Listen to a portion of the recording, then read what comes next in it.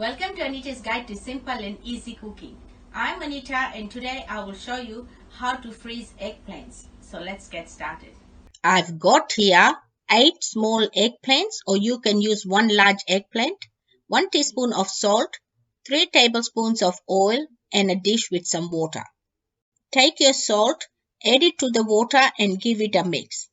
Cut the eggplants into small pieces or into chunks and add it to the dish with salted water. You can cut them as big or as small as you like, depending on how you want to use them in your curry. Once you have finished cutting all the eggplants, give it a mix and let it soak for 5 minutes. After 5 minutes, drain the water and transfer it into a microwave-safe dish. Add oil and mix it to cook. Cover it with a plastic wrap and put it in the microwave for 3 minutes.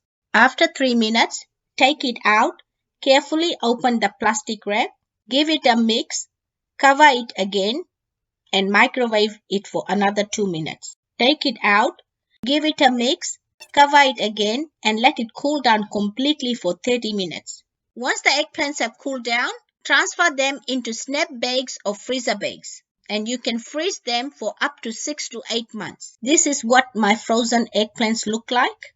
To use the frozen eggplants, take the required amount out of the freezer, defrost it and use it to make your favorite curries.